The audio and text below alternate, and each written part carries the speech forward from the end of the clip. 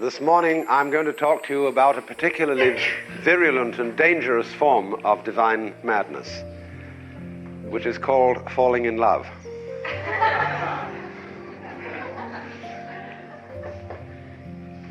Which is, from a practical point of view, one of the most insane things you can do, or that can happen to you. Because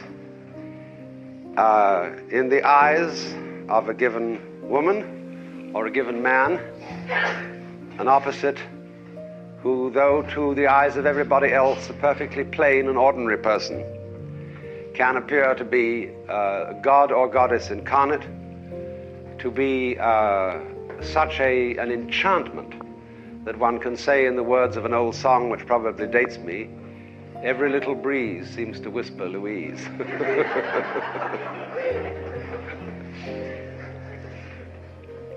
And this is an extraordinarily disruptive experience, a subversive experience in the conduct of human affairs, because you never know when it will strike or for what reason. It's something like contracting a very chronic disease once you get into it. And we try to resolve it sometimes by making it the basis for a marriage, which is an extraordinarily dangerous thing to do.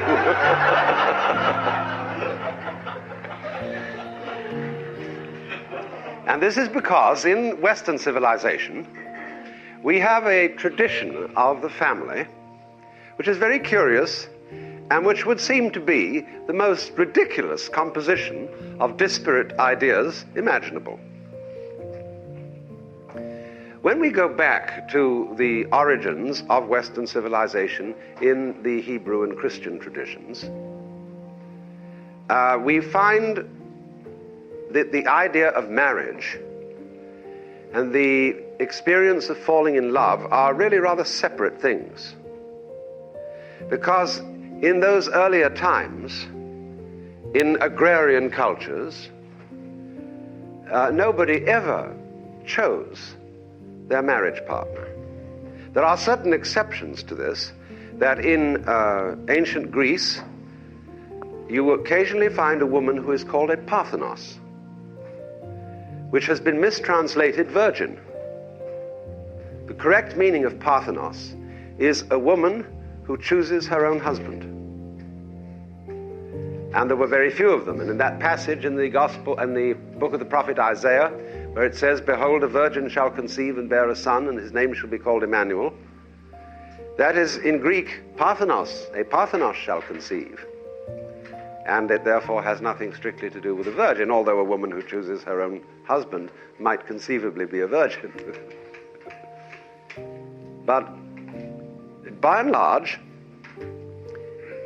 a marriage was an alliance of families. And it was contracted not simply for the purpose of raising children, yes, but also to create a social unit smaller than a village. A village, therefore, being a cluster of families, and these families were rather large. So families allied.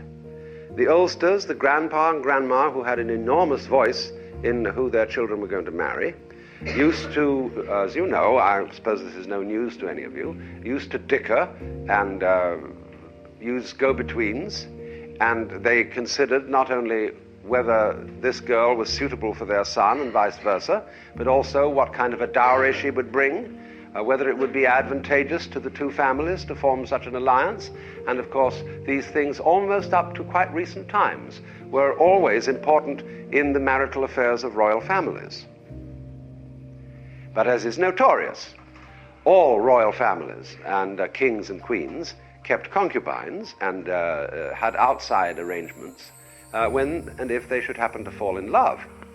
And even if they didn't, they had mistresses simply to prevent monogamy from becoming monotony.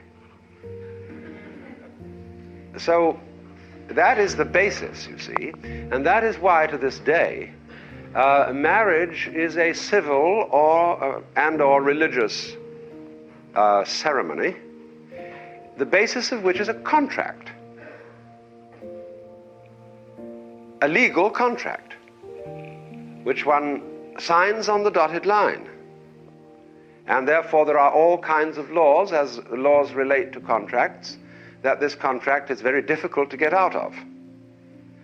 The rationale for that being quite obvious, that society believes that it requires a secure environment for children, but also just the general stability of things. Because when people break up a marriage, it's sort of unnerving for everyone. You see a couple and you think for a long time that they're the happiest and best adjusted couple you ever met. The next thing you know is that they've split up. And you begin to think, now what goes on here? Are all my friends crazy? Because you see people breaking up all around. Of course, you call it breaking up. That's a put-down phrase, to break up. Especially, it sounds like smashing something, as if something precious had been smashed. Whereas it may be something quite different altogether, depending on how you evaluate it. But now, into this kind of feudal conception of marriage, there came in, very largely, I think, as a result of the poetic movement that was centered in southern France, in Provence, in the Middle Ages, what is called the cult of courtly love. This is something about which scholars dispute. According to one theory, the knightly or courtly lover, who was also a poet, would select a lady to be his heart's desire, preferably a married lady. And he would yearn for her and sing songs under her window and send messages to her and little tokens of his devotion. But according to this particular theory, he must never go to bed with her. Not only would that be adultery, but it would spoil the state of being in love. That it should always be an unfulfilled state and an unhappy state. This is the theory of Denis de Rougemont in his book Love in the Western World, or Passion and Society. It has two titles. And the other theory is probably more realistic, that this was, first of all, the great ladies of the noble families were awfully bored, because their husbands were always out hunting and making war and wenching and so on. And therefore they had to have lovers too. And so they did indeed have adulterous affairs on the side. And a great deal of poetry arose out about this, because you see, it's my friend Janko Varda always says that laws about sexual relationships should never be liberalized. There should always be strict disapproval of adultery and fornication, because if there is not that strict disapproval, and if it's not difficult to attain, it's less fun.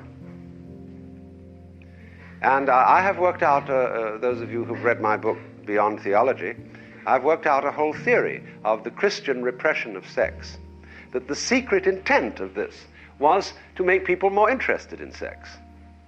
Because if there is complete liberality and promiscuity in every direction, it all becomes so easy that it might indeed be in danger of becoming a bore. And then people would seek other dissipations of perhaps a less healthy kind. So then, as a result of the gradual fusion of these two approaches to the relationship of the sexes, we have arrived at the idea of the romantic marriage, in which the two trends are misallied, to say the very least. You are supposed, therefore, to fall in love with someone, and of your own choice, naturally. It has to be that way if you're going to fall in love, if that is a choice. And then enter to that relationship with a legal contract in which you get up before a magistrate or a priest and do solemnly curse and swear that you will be faithful to each other until death do you part, which leads often to murder. And it seems to me perfectly obvious that two young people who are extremely anxious to get into each other's embraces, and the only way of doing so under the circumstances is entering into this contract, will naturally be ready to promise anything to fulfill this desire. And while there are indeed many legally married couples who have a very, very happy alliance that goes on all their lives, and we don't hear about them because good news is never news. It's only the unhappy couples who make the newspapers. And there are enormous numbers of them, but they are mainly, I think, people who are lucky. There is no way of making a marriage work, so far as I know, because every attempt to make a marriage work is secretly, within the breast of each partner, builds up hostility. You can, I know all this, I'm speaking from a certain amount of bitter experience. You can work very hard to keep a marriage together. And as you do so, you may fail to recognize, you see, that you are being untrue to your own emotions. And you think, well, I must control my emotions for the sake of children, for the sake of society, for the sake of everything like that.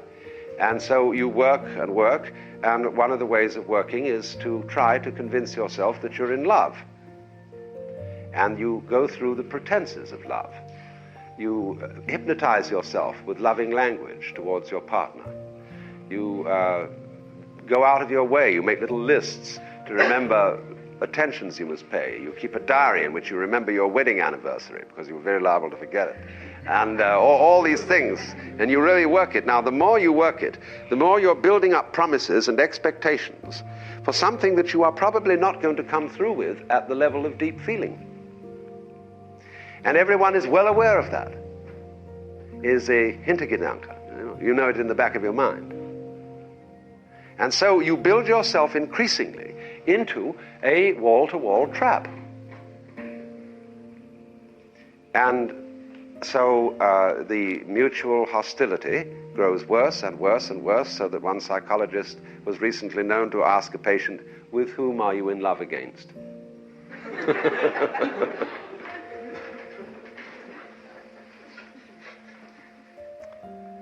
The most awkward, of course, form of falling in love is between people who are already married to someone else.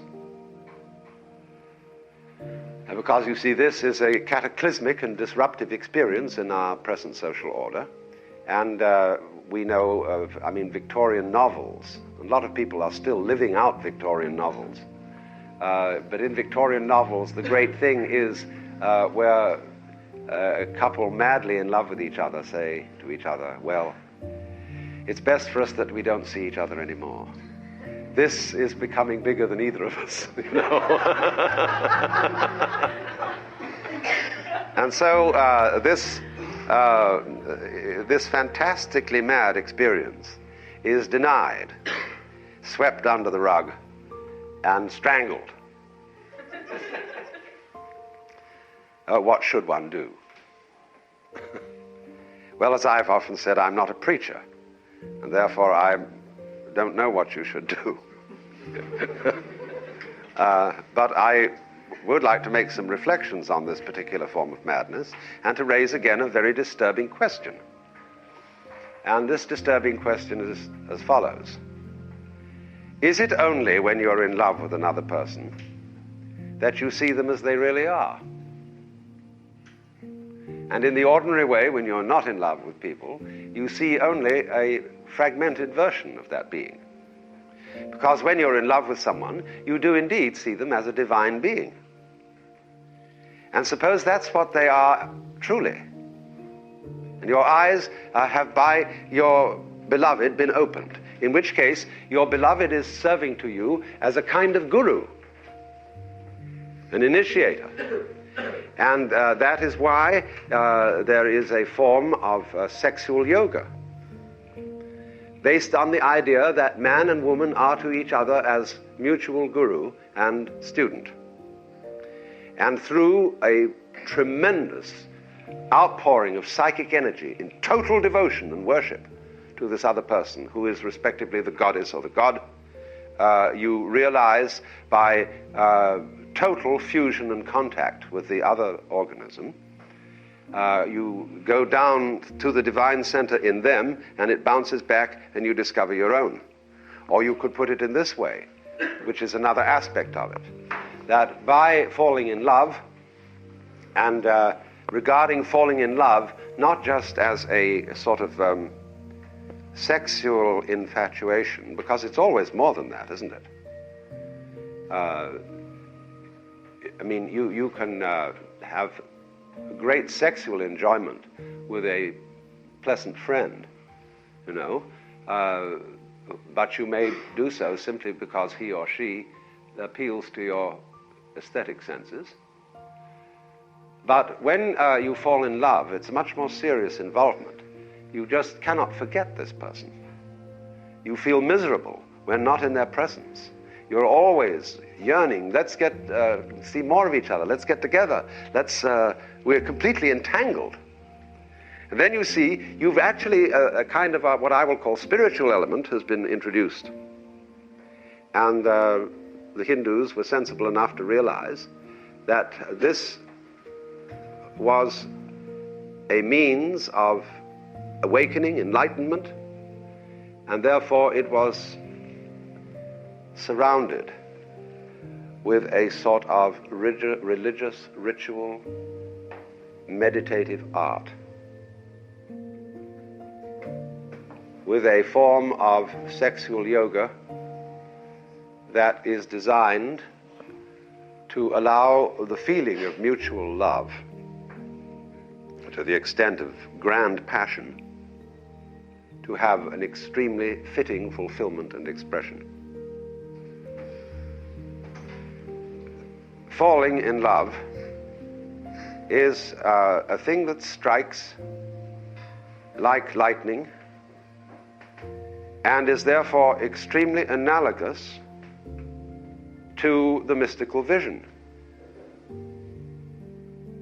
We don't know how really people attain the mystical vision. There is not as yet a very clear rationale as to how it happens, because we do know that it is opened to many people who never did anything to look for it. Many people, especially in adolescence, have had the mystical vision all of a sudden without the slightest warning and with no previous interest in that kind of thing. On the other hand, many people who have practiced yoga or Zen disciplines or what you will for years and years and years have never seen it. And in both classes there are, of course, exceptions. There are those who have never had the spontaneous experience, and there are those who through yoga or Zen have attained this insight. But as yet we are not clear as to why it comes about. And if there is any method of attaining it, the best one is probably to give up the whole idea of getting it.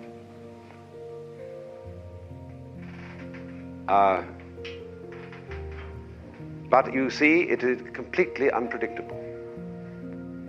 And so it is, in that way, like falling in love,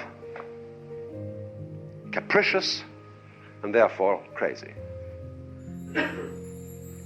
But if you should be so fortunate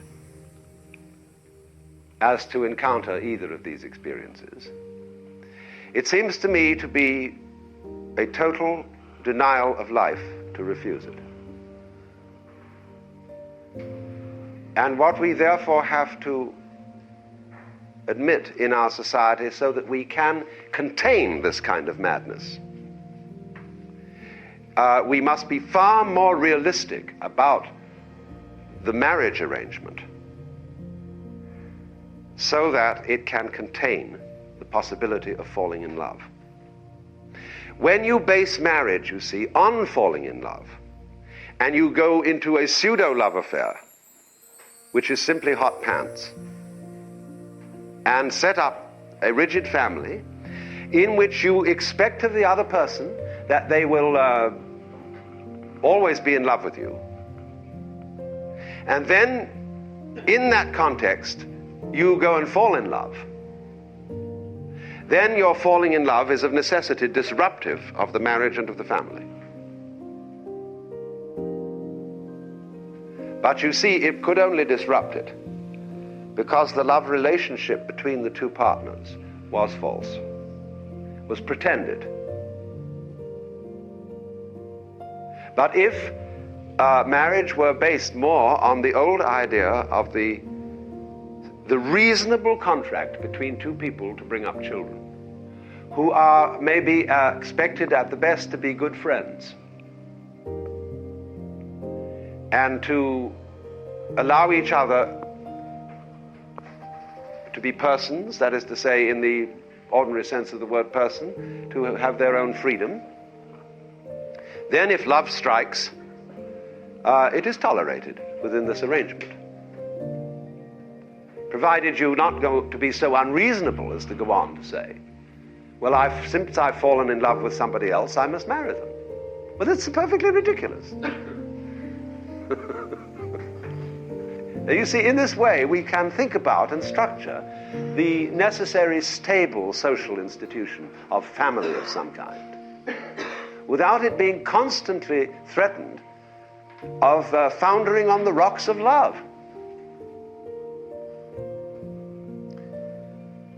Now, you see, this then means that when people marry, if they take any vows at all to each other, instead of saying that they will always be true to each other in the sense of meaning I will always love you,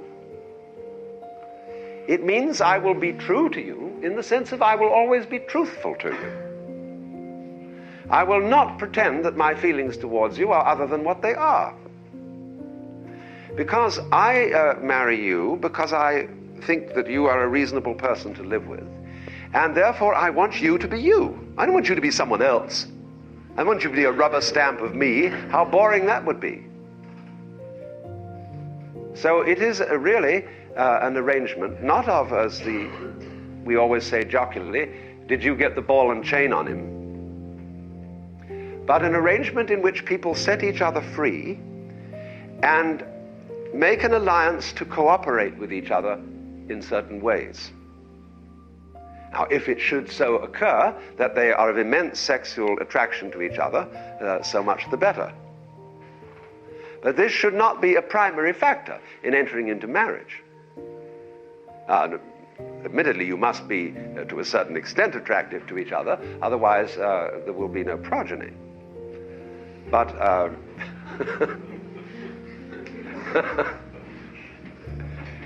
but this seems to me to be a sensible and reasonable view. And just because it is sensible and reasonable, it can accommodate what is not sensible and reasonable, which is falling in love.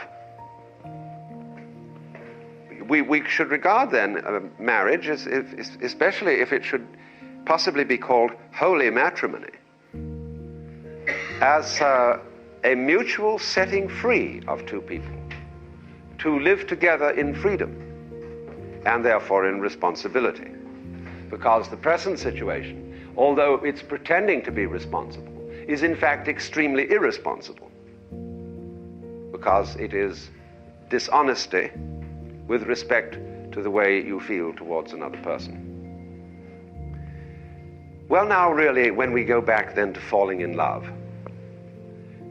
and say it's crazy, falling, you see, we don't say rising into love.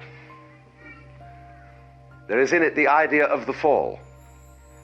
And it goes back, as a matter of fact, to extremely fundamental things. That there is always a curious tie at some point between the fall and the creation. taking this ghastly risk is the condition of their being life. You see, for all, the life is an act of faith and an act of gamble. The moment you take a step, you do so on an act of faith because you don't really know that the floor is not going to give under your feet. The moment you take a journey, what an act of faith. The moment you enter into any kind of human undertaking and relationship, what an act of faith. See, you've given yourself up. But this is the most powerful thing that can be done. Surrender. See, and love is an act of surrender to another person. Total abandonment. I give myself to you. Take me. Do anything you like with me. See? So, that's quite mad, because you see, it's letting things get out of control. All sensible people keep things in control. Watch it, watch it, watch it. Security, vigilance, watch it. Police, watch it. Guards, watch it. Who's going to watch the guards? So, actually, therefore, the course of wisdom, what is really sensible, is to let go, is to commit oneself, to give oneself up, and that's quite mad. So we come to the strange conclusion that in madness lies sanity.